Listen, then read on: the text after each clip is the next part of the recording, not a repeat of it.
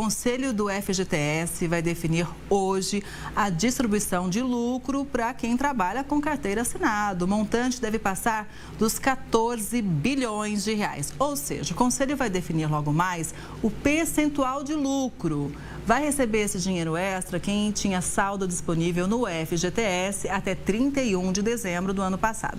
Mas sacar o dinheiro, assim como todo o crédito do FGTS, só é permitido nos casos específicos determinados em lei. Quem chega para explicar como esse dinheiro pode ser usado e como é feita a distribuição é a Carla Bene, que é economista e professora de MBAs da FGV. Boa tarde, Carla. Eu queria muito poder afirmar que o dinheiro extra vai estar na mão em breve, mas não é assim não, né? Não funciona desse jeito. Boa tarde, Kelly. Boa tarde a todos. O dinheiro vai para a sua conta do FGTS. Então, você fica lá com um crédito. Agora, é muito interessante que a pessoa sempre pesquise a lista de possibilidades de saque, porque a gente está muito acostumado com o saque rescisão, com o saque aniversário, se a pessoa faz essa opção, com a amortização de casa própria, mas nós temos outros casos. Trabalhador acima de 70 anos pode fazer o saque, algumas doenças muito graves a pessoa pode fazer o saque, então tem uma lista até bem considerável, grande dessas possibilidades, mas sim, o dinheiro vai para a conta do FGTS. E a gente lembra aqui que a correção também mudou, né? Isso, a correção, ela agora, pela determinação do Supremo, ela ficou em 3% ao ano, mas ela nunca pode ser menos do que a inflação.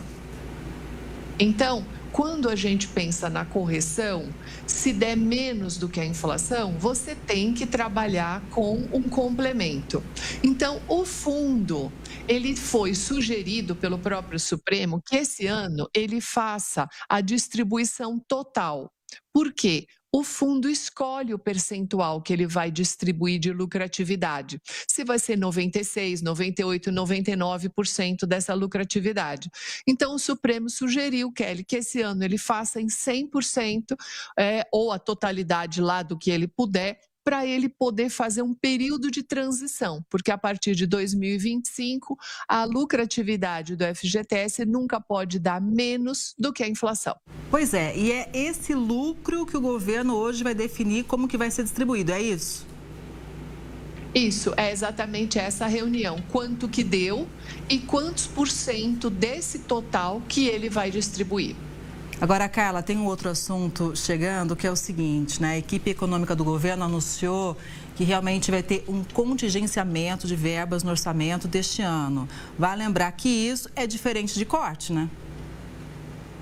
Isso. Quando a gente pega o orçamento, nós temos as previsões de receitas, porque receita é sempre uma previsão, ela é incerta. As despesas obrigatórias, que independem da receita, e as não obrigatórias. Estas não obrigatórias são passíveis de corte ou contingenciamento. Então, se você tivesse me dito que nós teríamos corte, aí realmente você não executa aquela despesa. O contingenciamento é uma pausa. Você vai suspender aquele pagamento esperando ou um aumento da arrecadação ou um aumento do crescimento do país, por exemplo, você vai esperar a receita subir. Então, o contingenciamento é um período que você vai ficar sem a execução daquela conta e ela pode voltar no futuro. O corte não pode. Isso tem a ver com o déficit fiscal, né? Isso tem a ver com a regra fiscal adotada. Antes era o teto de gastos, que você só podia ampliar a despesa de acordo com a inflação do ano anterior, e aí nós trocamos isso pelo arcabouço fiscal, que tem um percentual de margem, de flexibilidade para cima e para baixo do déficit. Então, se você vai trabalhar com um déficit maior, você tem que fazer esse contingenciamento, puxar as despesas para baixo. De qualquer forma, né, Carla, o governo deve anunciar exatamente esse contingenciamento no dia 22, agora, ou seja, está aí, mas deve ser em torno de 10 bilhões de reais, né? Como você avalia esse montante? Então, esse não é até um montante, digamos assim, tão elevado do que se esperava.